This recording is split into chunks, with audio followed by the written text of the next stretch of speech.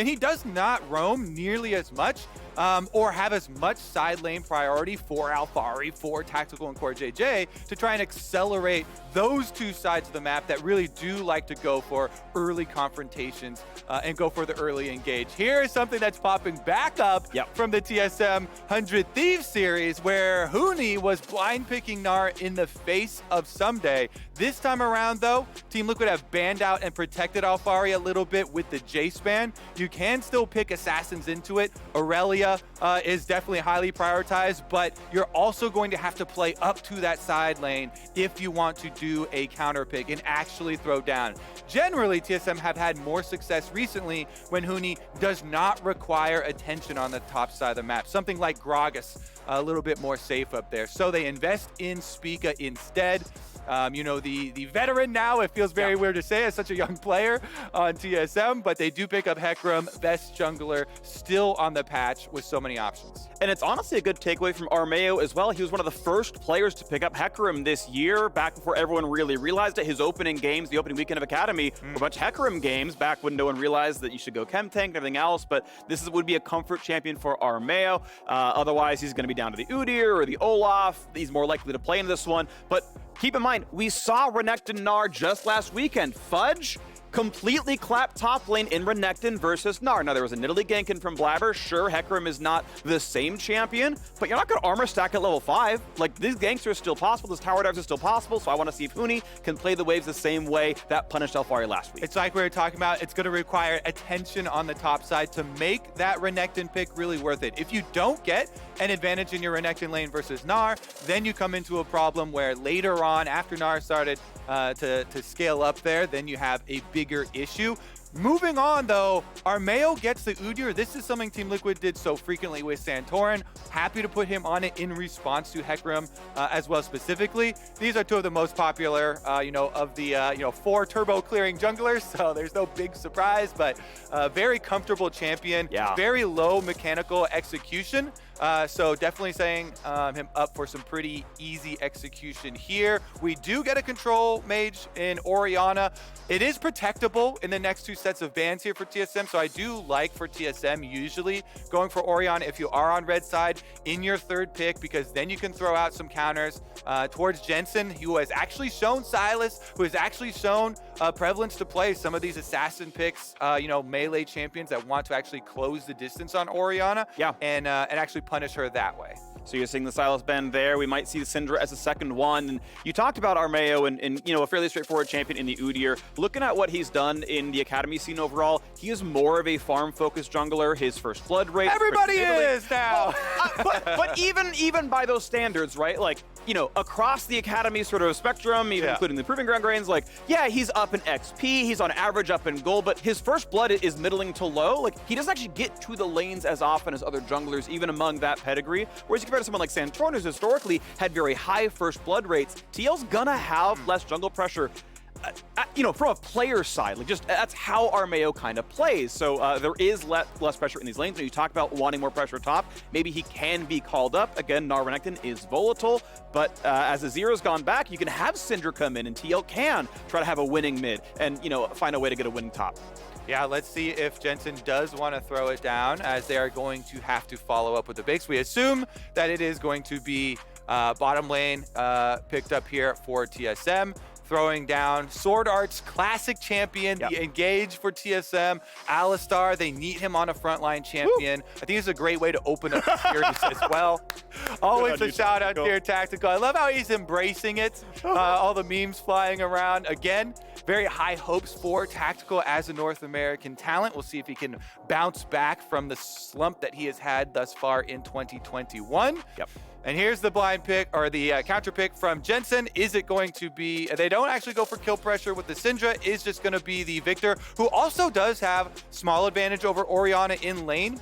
Because of the extra lanes with your laser, it is very easy to gain control of the minion wave, as well as look for those harassment opportunities. I know a lot of mid laners actually prefer the Viktor side of the Orianna matchup, even though Orianna is still the most picked mid laner in all of competitive play. Yeah, and Xayah's really the call here. Tristana, you can't really easily rocket jump out of an Alistar engage, and even Hecarim can like time the E well and get you out of it. Xayah is just the de facto pick for I don't want to die to an all-in. You ult the Hecarim ulti, you run backwards during it, you're out of range of everyone else, you put the feathers back in, and you're safe every time. So Xayah is everyone's insta-lock. I think it should be anyway. When you see Hecarim in the enemy team, that's your pick. And Team Liquid basically chose with the last picks to match team fighting power. Xayah can team fight against his comp. Viktor is a strong team fighting mid when there could have been other options, right? The other assassins out there, the Syndra for more of a lane counter. Team Liquid go, no, 5-on-5 is us. As the last pick comes through, Tristana, obviously some good late game as well from TSM. Yeah, Xayah definitely is the counter dive AD carry. Yes. She is premier at that role. Good lock in there for a tactical. We actually did see it previously in their matchup as well. You want to ult early on, so make sure you're not going to get hit with the combo. Orianna, Hecarim, brutal combination. Alistar as well, looking to set up lost here. So TSM definitely investing in some kill pressure for themselves. Let's see if it pays off. They did upset some expectations, even though they lost the series first time around versus Team Liquid. They did have a good early game lead that they were able to acquire early on in the series, and they're looking to do that with this draft here once again. Yeah, it felt like TSM should have been able to win that series in a lot of those games, and it slipped away from them. So, yeah, we've got to see what else comes out of this one. Best of 5 here. The players are back on land for many of them.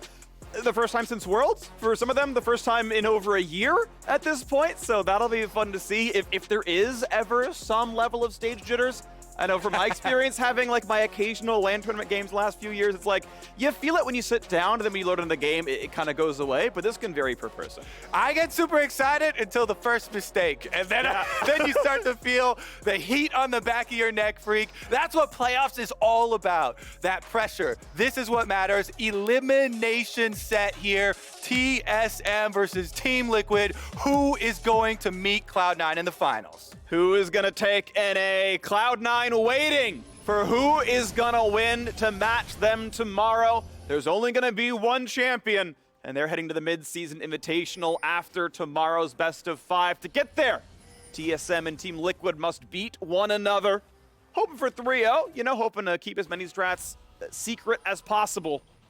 And then battling again the very, very next day. See if they can do it. Team Liquid, of course, they lost to Cloud9 last weekend. Jap talked about it, said, honestly, I'm hopeful. We'll improve. We're excited about the back-to-back best of 5s. We'll get better. And maybe a spicy level 1, SwordArt walking away.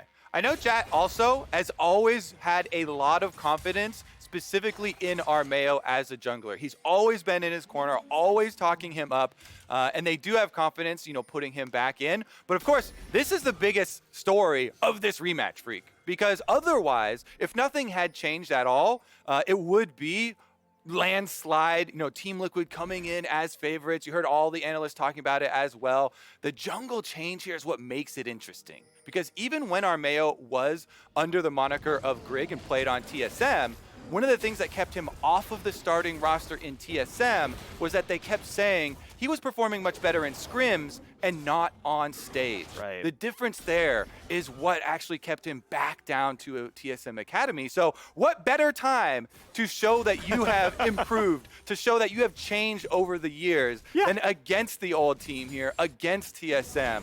And try and get Team Liquid up to those standards. And if I recall correctly, it's actually the player who replaced him as well, right? TSM ultimately decided Spica's our man. Sorry, we'll see you later. Have fun in Academy. And, he did. Armao got second place in the regular season.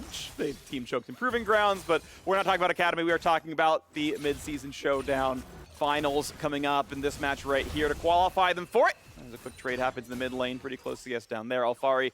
Early lane pressure over Huni. Level 1 Renekton does not do anything against ranged champions, so Alphari is going to get the early lead.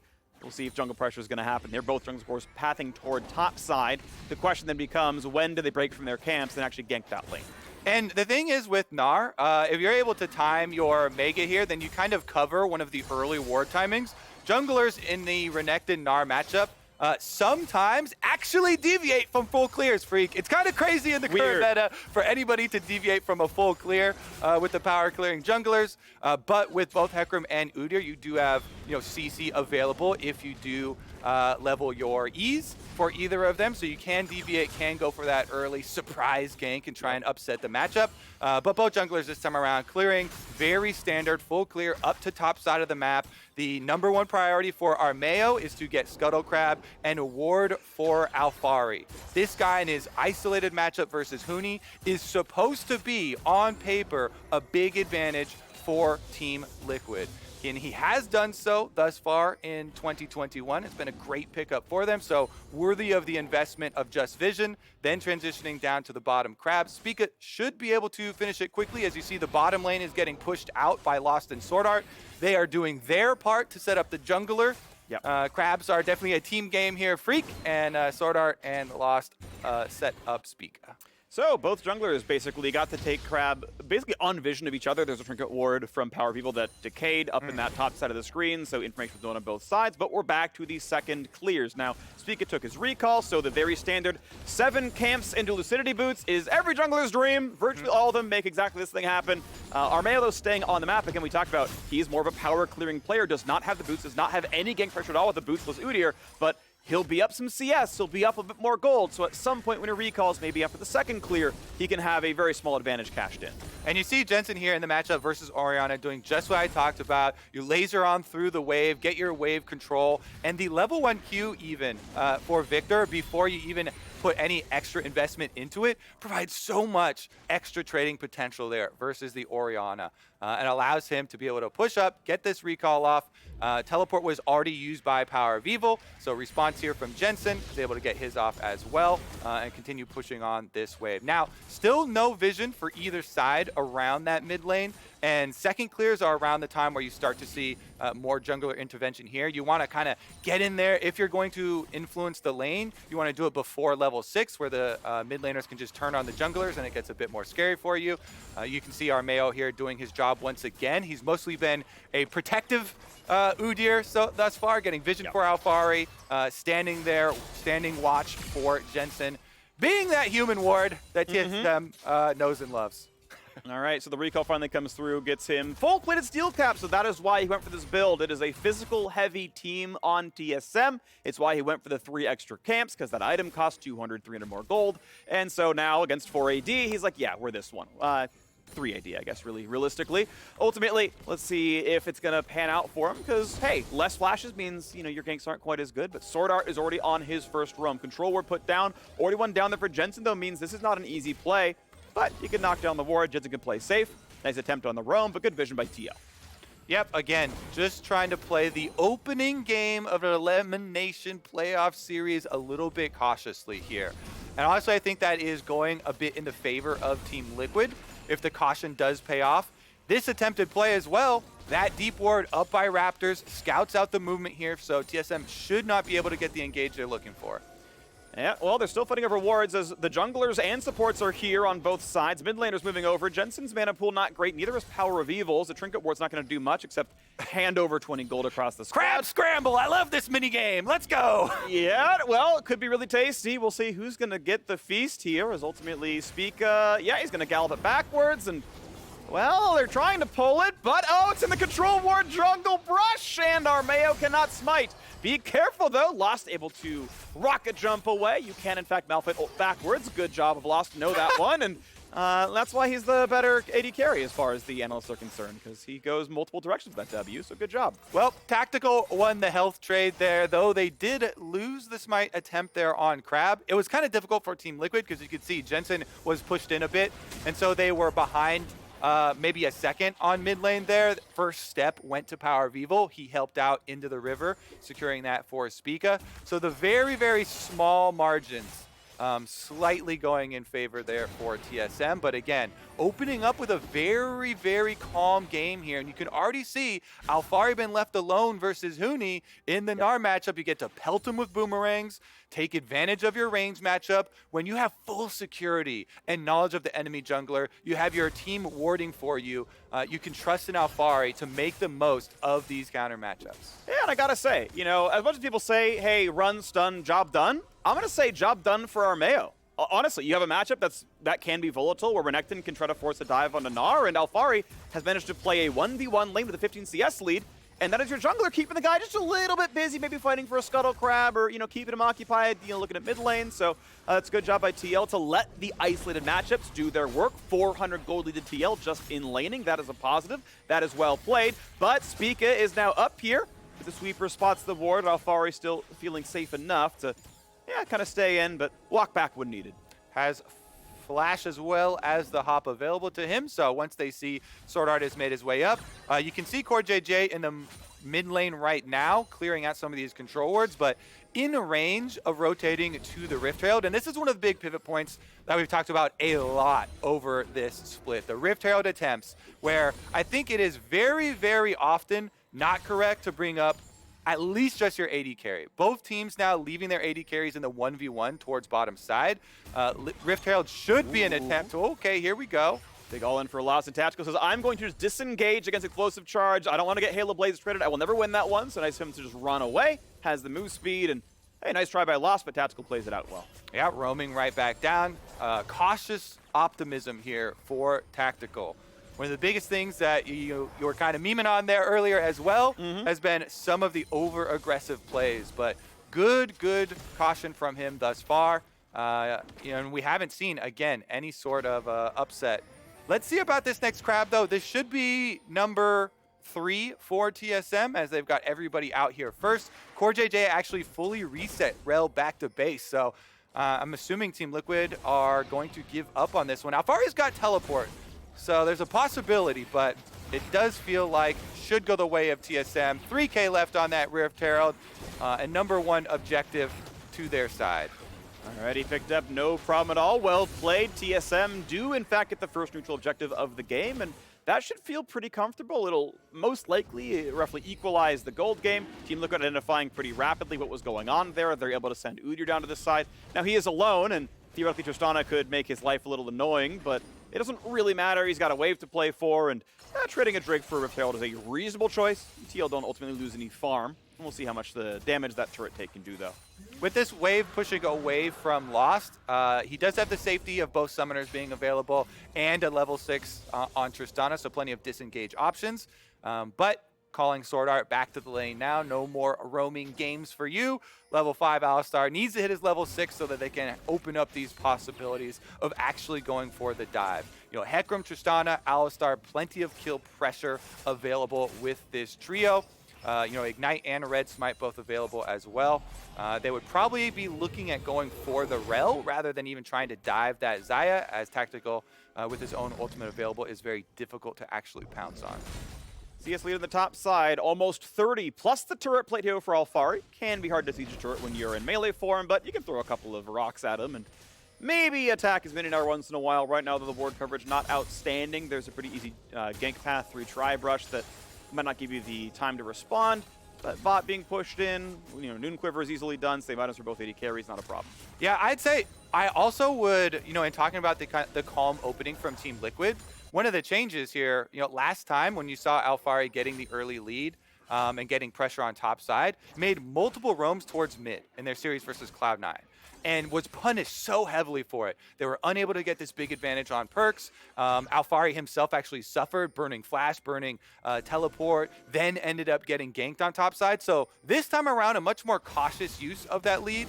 It's now being prepped for the dive here with Huni going for the early exchange. If he pushes in this cannon wave, you see SwordArt and PoE heading up over the ward. Alphari's going to be Mega Gnar. Here we go. How's it going to work in the 1v4? Huni's ult's going to end pretty soon, and as he turns Mega, they're like, yeah, we don't easily win this one. What if there's vision? And in fact, there is. And yeah, Team Liquid went over in time. It was just Armao and CoreJJ. They called, hey, look, we don't know where the jungler is. The support's not in lane anymore.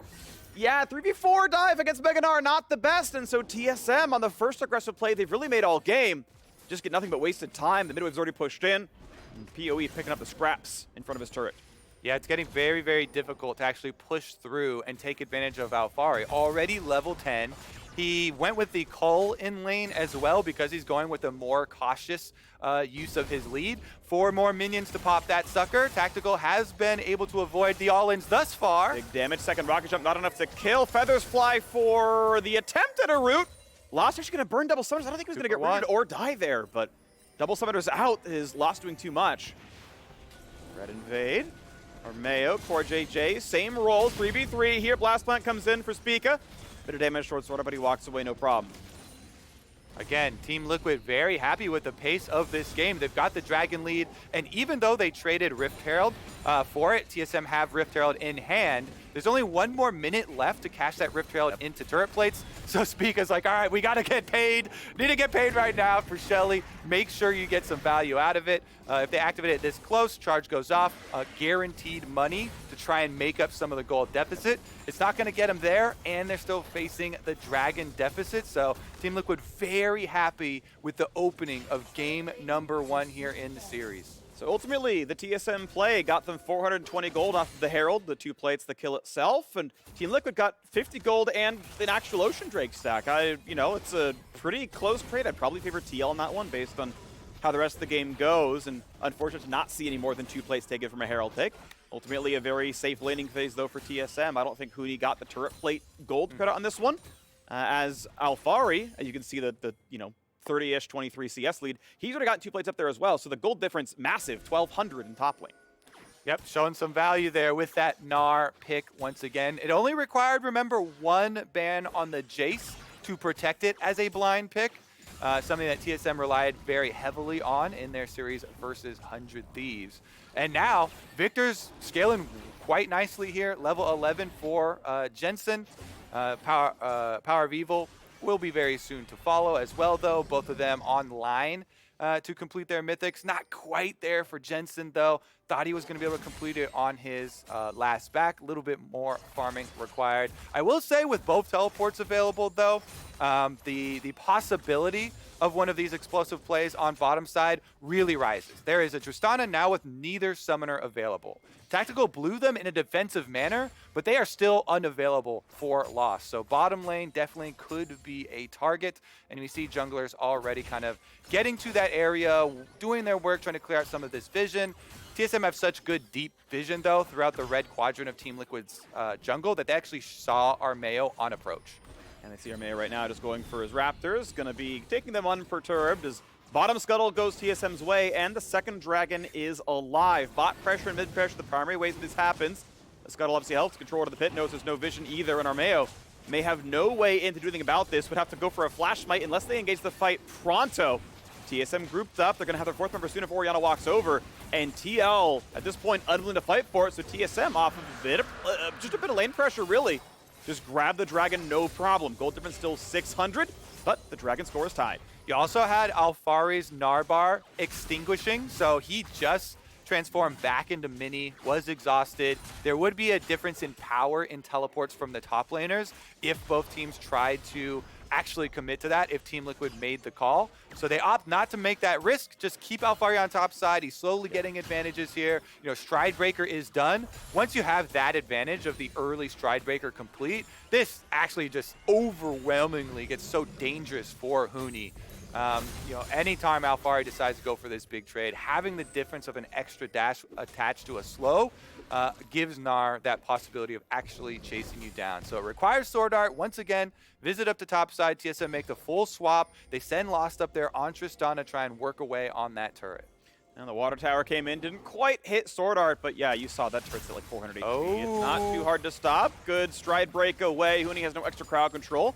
SwordArt's here, but there's no one nearby, so going for Headbutt Pole would just put Aftershock in cooldown and get nothing else done. But because the rotation is first, there's going to be a lot of damage on top turret. It's dead in just a few auto attacks, and that means TSM going to get the 150 bonus gold from getting first turret of the game.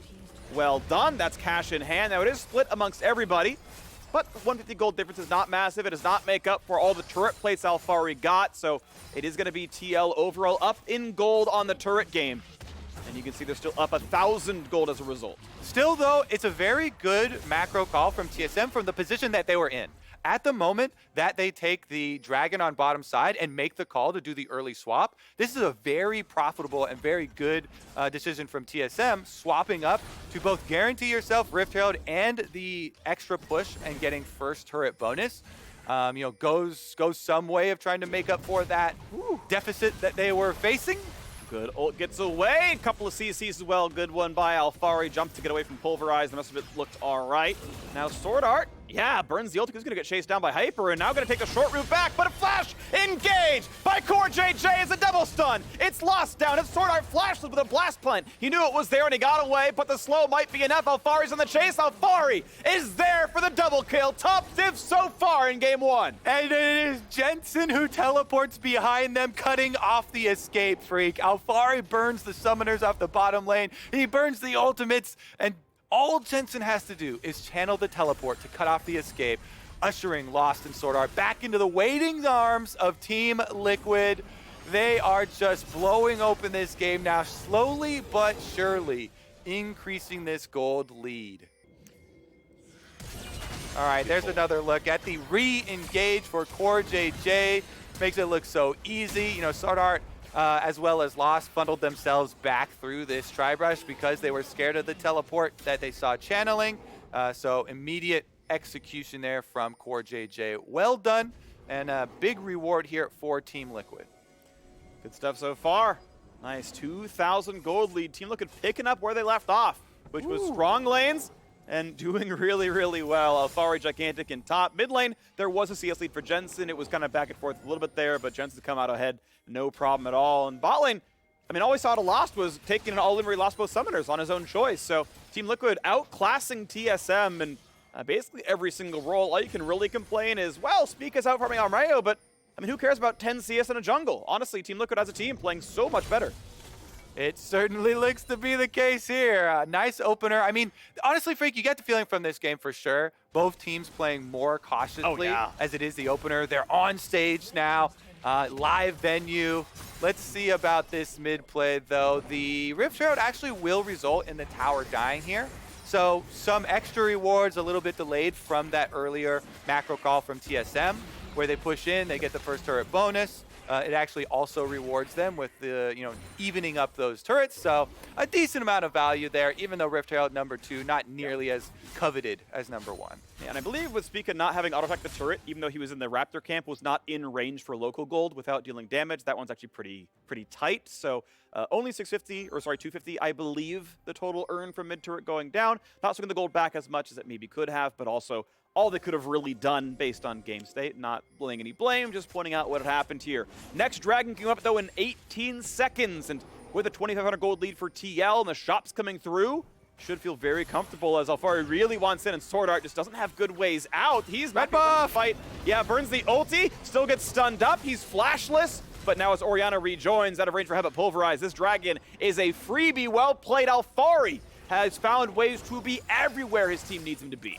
Honestly, in a game where not too many punches have been thrown, it seems just like every little bit of aggression from Alphari is just rewarded 10 times. He doesn't even have to throw a full punch. It's just a little tap here, scares him off. Okay, get more ultimates, get more objectives. He's walking at him menacingly, all right? It's enough to scare people away. He's big. He's got 217 CS. He's got the most kills. He's got to be the richest man in this game. And it's a good pickup for Team Liquid. He's doing really well with the squad, and they're poised to keep doing well. Now, good job that there was a counterplay by TSM, though. They knew the losing Dragon. They put people topside. They got a turret back. Phreak, when we saw the champion select, we were definitely expecting, with the drafter from TSM, for them to try and make some early use of kill pressure, to try and make some early moves, but just has not been the case here. Team Liquid very happy stacking up to 2 dragons here, as well as getting the extra gold for themselves.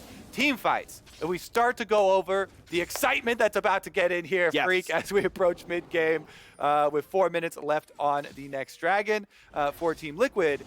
They actually have such a secure one. And you alluded to this in Champion Select. Their front line is extremely durable here. CoreJJ is one of the premier rel players in the league, and everybody by now is well accustomed to the power of the engage of this champion. But Alphari as well has been one of the best top laners at managing that rage bar. And the timing really does come in. So if you look for a comeback from the side of TSM, they want to try and pounce on Team Liquid while the Gnar bar is exhausted. Team Liquid actually in Fog of War with the control ward down are trying to go for the sneaky Baron. PoE walking over, has the ball to check. TSM think they know the jungler is far away. The ball comes down, 5k health. I don't know if Hecarim can get in range in time. He's trying. The ghost is popped for Spica. Can they burst it fast enough? Spica can get in range. Spica can get the steal. Can he do it? Shockwave! And Spica can do it all! Bury point goes to TSM. They woke up, Phreak! TSM is alive as soon as the Baron is under attack. Oh, here comes Spica. He does his job again. Ultimate in, shockwave there from PoE to chunk it down. This has got to be one of the only 0-kill Barons I've ever seen. High performance play, Kobe, break it down. Well, shockwave went off there from PoE. He did his part, full combo, trying to chunk it down. So even if Team Liquid try and stop DPS on the Baron, it's so close that Spica gets in there. 1 life traded for a Baron in this situation, Phreak. Seems good. That is the all-time best deal from a losing position. Team Liquid kicking themselves a little bit there. And you always want to look at what you could have done to keep the enemy jungler out of it. You know, with this Hecarim speeding across mid lane, you've got to get your CC, your front line, out ahead of you. You have to be this buffer, the bouncer around the pit. Don't let him in to that exclusive club. That should have been Team Liquid bought and paid for Baron Pit Club. And yet, Spica walks right up, VIP, let me in, and they just let him right through. They let him right through. Someone needed to fall back. Maybe CoreJJ walks out, goes for the stun. His flash was up. We know it was. We saw the timers, and ultimately, yeah, let in. That's going to be a letdown here for TL. The gold difference has now been completely nullified. The Red Bull Baron on for TSM. And hey, look, bot lane tier 2. Oh, 2-item Tristana. Yeah, good turret damage. Headbutt pulverized, maybe a bit much for SwordArt. Burns the flash, still gonna die? Yeah, there were reinforcements, buddy, and it's gonna be the 4th kill of the game for Team Liquid. TSM still not on the board with a single champion kill. They've got the Baron, but the Baron isn't doing a whole lot for him. 1 tower will be the reward thus far. CoreJJ and Jensen do find Huni. All right, Huni gonna go for his biggest trade possible. Exhaust blocks most of the damage, and as Huni's been slowed down, pulled back for the ulti, goes back for the re-engage. Sterix pops, TP joins, just to make sure it's good enough. The nice shield comes across, still CC'd. And it's actually the stopwatch burned. Is Huni gonna get enough? No, not quite. Alphari saves his life. But now a tower dive, and finally, maybe. No, it's not gonna be a kill yet for TSM. Tower, though. Inhibitor turret, though, pretty valuable. 5-0 in kills, 5 turrets. You trade one for the other. The objective score seems fine for TSM, and just like that, they've now got more turrets than deaths. Yeah, now the Baron's really paying off, Phreak, because Team Liquid, they had to invest 3 people to take down Huni. That is an unironic moment where you get to type in all chat, gotta send 3 for me there for Huni. They burn a stopwatch as well, a teleport off of Alphari. His team can make use of his pressure because they have Baron. That is such a big, comeback moment there for TSM to actually even up the gold, despite being a 0-kill team still, Phreak. This is by far the best looking 0-5 I've seen in a while, and I mean, yeah, it's good stuff so far. Now, Dragon is up in 7 seconds, and TL have river control, but they no longer have the gold lead. TSM got to buy, and based on if they can be zoned out or not, Blue Trinket knows what's going on, but do they have the positioning? There is a flashless SwordArt. Is it going to be enough? Huni's still in mid. Looks like they are not willing to take the fight. You can see by the fact that Huni's going for the wave, they know they're not going to fight. They've been zoned out. Decent damage. Good stun. Huni on the flank is maybe not enough. Spica might try. I don't know if it's going to work, but now Jensen, he can be the target. He chose to run into the Renekton to get out, and he's punished for the play. It'll kill CoreJJ as well. How did he not see the man out of the corner of his eye? How did he not see the minimap? But it's finally 2 kills for TSM, and it might be a 3rd if they can get any more chase down in.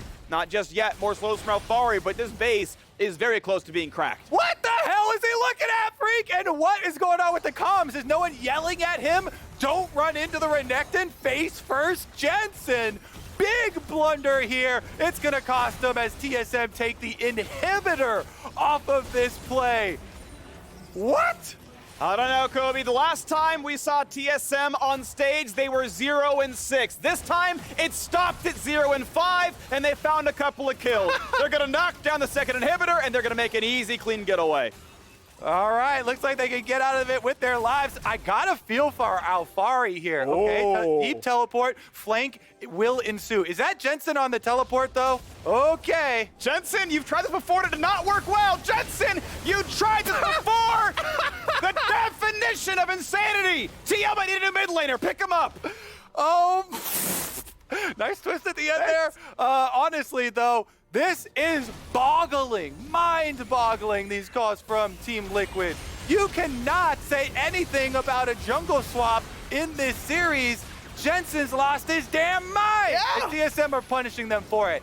Honestly, I was going to say, I'm feeling sorry for Alphari. He's got to do everything for this team. He's like, you guys can't even take care of Huni. 2v1 on top side. He teleports up there. They lose out inhibitors. They lose out bases. He smashes his lane. This guy is trying to carry, and yet Team Liquid now with some big blunders on stage. They've got to clean it up if they want to get this victory. Soul Point is available. It comes up now every single dragon until TSM has something to say about it.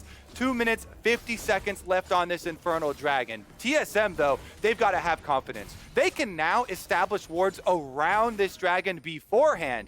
Previously, it's very difficult, you would say, to get through one of these corridors, past a Viktor, Gravity Well, as well as a Gnar. Alphari, level 16, looking to charge up and threaten Gnar ultimate on any of those walls. But with these extra kills, with the 2 inhibitors as their reward for TSM, they can get the objectives first. They get the setup. It's tough. You really can't give away Baron for free, but your time is obviously limited when the inhibitors are down and they can push into your base. So Team Liquid trying to stay in position. The gold difference is not too big. Spica spotted on the side. Armao sees him. Not a lot of damage yet from the Viktor, but Huni down to 1k health means the Baron is going to be tough to take. But look, now it's time to go for the base. We know mid and bot are pushing in, and teleport. Top inhibitor is an easy target. It was just a joke, Phreak! Sleight of hand! Look over by Baron, now top is open. That thing will be gone. Huni's got teleport, or he could, okay, level 16, he's looking to come for it. TSM buying some time here. There's the teleport. If this fight goes wrong, TSM outright win the game here off the play. Alphari's on the flank, gets away from Shockwave. Gnar's available, has flash as well. That could be the hero play. CoreJJ goes in, they find Huni, the lockdown, and they're gonna kill him. 1 for 1 so far, but no, he won't finally die. 2 kills picked up. Finally, Alphari gets his first death of the game, and it's time for Lost to turn tail and run. Turrets were killed, but the base will stay alive. But there are supers hitting Nexus turret. Someone does have to clear those out. Team Liquid barely avert disaster here, Phreak. They keep their 3rd inhibitor alive. There's a giant trough of power once your 3rd inhibitor goes down. It's a multiplicative effect. You get 2 super minions down every single lane. That's why so often we talk about how ridiculously difficult it is to come back from 3 inhibitors down. And you see why TSM wanted to risk it all to get that last inhibitor. But Alphari comes in from behind. He buys enough time versus Lost and the front line to buy them time. They kill off the front line here. Team Liquid barely escaping for now. Dragon in 35 seconds. TL know they can fight back, but the inhibitors are still dead. Waves are still flooding in. Jensen's in the bot lane catching waves. The rest of the team is in mid doing the same, but it means TSM have ward control. They've got wards in the jungle, they've got wards in the river, and they can just delay this Dragon Soul 5 more minutes. And I don't know if TL can easily step up. They're certainly going to try. Now Alphari's bot side building up the Rage Bar, does have teleport. Jensen's joined the team in mid. Can TL play it? PoE has to have a better Shockwave if TSM want to win this one. He can't go for solo Shockwaves on Gnar behind them and whiff them. Alphari's here, stunned, but he is Mega. Gonna Stride Breaker 4, does not burn the jump. Did not have flash to get a better target than that, so just gonna go for a slow. Not gonna land that one either, but now TSM just wants to kite back the Mega Gnar. Bottom inhibitor wave is pushing in. That's stacked up with a super, so TL have to start. They have to deal damage. This fight needs to end. Partial reset. Huni rooted in place, 1k health. CoreJJ finds 2. Smite goes through for Spica, but the team fight, what's it gonna look like? 1 for 1 so far. Armao flashes away, stays alive. Headbutt's not gonna be enough. Re-engages a 3-man fear. And pulls 1 back, but a double kill for Tactical. Traded back in 3 for 3. There is Gale Force, big for Tactical. Finds the right time to go forward. The Dragon was taken, but the team fight is a +1. Time to go back to the base and catch the waves. Baron will be the next decision here. Armao's running straight for it. Team Liquid, can they use their extra person advantage? They've got 36 seconds on Alphari with the teleport ready, so he could join as soon as he revives. Jensen, meanwhile, teleport also ready. He's going to clear out these minion waves, then join the team at the Baron. This is extremely risky. Spica doesn't have ultimate, though, so he'd have to go in the front door if he wants to smite fight. They cannot fight this one anymore. With the spot here, honestly, 2v3, you are never getting Baron like this. Armao is not tanky enough to make it work. It's a nice try, but it's good diligence by TSM to say, hey, what if? Let's walk up, let's be safe, let's spot this. Okay, we're gonna be all right here, we're out. Good route there from Tactical. He Blade Caller locks up Huni so they get the first kill. TSM, meanwhile, I gotta give props to Spica. He gets the dragon, and look at this teamfight separation on this ult. He R's in and then E's back to isolate Alphari. Such good teamfight. Oh, spatial awareness there from Spica to bring back a losing team fight for them. Then, though, Team Liquid still get the extra kill as they turn and then execute on PoE. So a little bit of lack of presence of mind and team fight presence there from PoE after Spica had just had a really good play in the team fight to give Team Liquid back another kill. And right back to up in the air here, Phreak. All the inhibitors have respawned for Team Liquid. 3 minutes, 15 seconds left on the Dragon. Baron still available. It is a little bit more open with the Infernal Rift here, so there are a few more avenues to try and get past here, but TSM fully locked down the vision. Yeah, thanks to Scuttle, though, there's no easy way to sneak it in without getting all the way back around and blast planning in. Nice pickup there. PowerOfEvil gets the blue buff. In the last fight, by the way, Kobe, he ulted just CoreJJ, claimed the kill in support, but didn't have it for the rest of the team fight on a support that was likely already dead. So TL so far playing well around that ultimate. Midwave cleared back and forth yet again. There's only a couple turrets left, literally 2 inside of TL's base. They've only killed 2 themselves, by the way. They have been unable to push into TSM's base. The gold difference still only 600. Dragon Soul still 2.5 away. Could be the next one for Team Liquid. It's still on a knife's edge. TSM knocking down the wards yet again. They want to own this river still.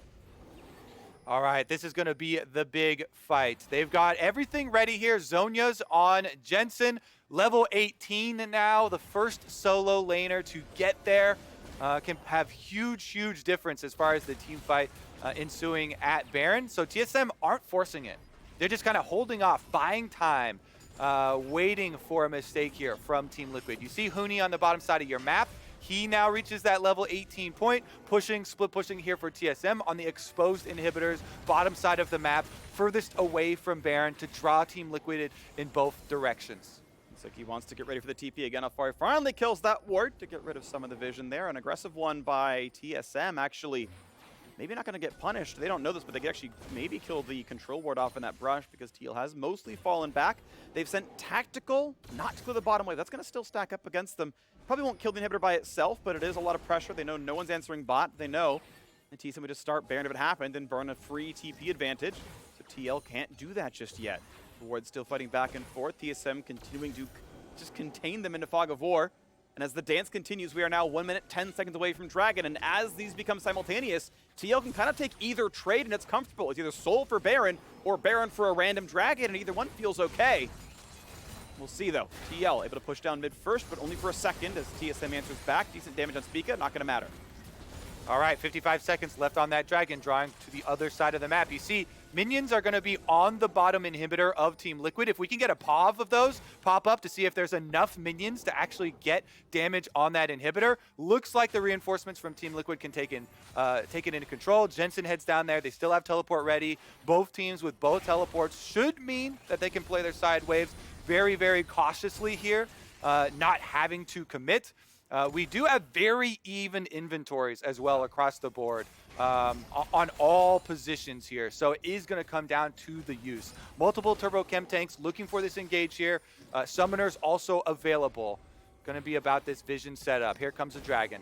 Nearly equal levels too. PowerOfEvil just one behind Jensen. That's the only thing I saw that was not congruent across these teams. Team Liquid going to try to take over bottom river. Mid lane going to be fought over again. Jensen very easy with the Death Ray. Zap most of the minions down at one-shots casters. Some help as well from Tactical as he's now level 18. Beats lost to that mark, so another level advantage briefly for TL. Is that going to matter? They've got the inside. Full rage bar, only 2,000 health though. As you mentioned, TL does have inside track now. They own the river, and they're going to start Dragon again. This would be Soul. Spica would have to steal. Mega. Vision, Smite, nice pickup there by Tactical. Now the fight continues, huge! Gnar, Alphari, 1v9 in this game, finds the first 2 kills, and it's gonna be the third, it's gonna be the fourth, and TSM stood no chance. Team Liquid with the Bud Light Ace, the Dragon Soul, and the push towards the base. And that's gonna be TL finally inside the TSM base. They made a few people have a couple of heart palpitations there with some of the mid-game plays from Jensen, but Alphari and Tactical, they come up big at this Dragon fight. Tactical getting the last hit on the Dragon. Alphari with the Team 5 victory for Team Liquid, and they open up with the victory. Absolutely huge plays from Alphari this game. He dominated his lane. He dominated every team fight he was in. And game 1 goes to Team Liquid. Whew. All right, you can definitely see some of the stage jitters here as they get accustomed to playing outside in the sun with all of the extra pressure that comes with it. Team Liquid eventually do get that win. Honestly, I felt like, without these mid-game throws from Team Liquid, you would come out of this game number 1 and say, overwhelming support for Team Liquid now, right? Really strong opening showing here. TSM, thankfully for them, I think they do get a bit of a morale boost from some of the life that they got there later on, winning some of those team fights, getting those picks onto Jensen. So looking forward into this series, it's about TSM looking at their early game so they don't start out with this deficit that they have to work back from versus Team Liquid. And then knowing that even if they do get behind, look for that opportunity, that comeback play, that pick that they can try and actually make this series competitive. Yeah, it felt like a lot of the TSM plans didn't do very much. We had a lot of Alistar roams. We know SwordArt is good at them, but none of them happened to matter. You just couldn't find his target. And the other side of it was the top lane pick, where you opted into playing Renekton into Gnar with Hecarim, who can gank it. I mean, anything past 3 really is fine. And never took the opportunity. If he did 5 camp in a top lane, for example, just red buff in a gank, there were no wards yet. That actually was at least a burn flash, maybe a kill with Ghost, because he was going to be there first. There was no vision. You can guess on when he wards, sure, but that was actually gankable. We never saw top be attacked. Gnar, Renekton was an island, and that is not an island TSM wants to be on. It's a bad island. You're stuck there for a while, and it ends with 3 turret plates going down. So I do want to see those things kind of get fixed up. Yeah, I will say, just small thing, is that Gnar was mega during that small transition period that you're looking for, so it's more difficult to try and pull that off. But it's got to be looked at here. If you're going to draft some of these lanes there, you need to take advantage of some of that aggression. I want to see more action here. And thankfully, it's a best-of-5 series, so we're going to get it. We're going to get it. Team Liquid are the lead horse in this race as they land the first blow in our best-of-5 series. Now, we are stepping away, but when we return, the State Farm NLSS will be breaking down the action in the Greek Theater.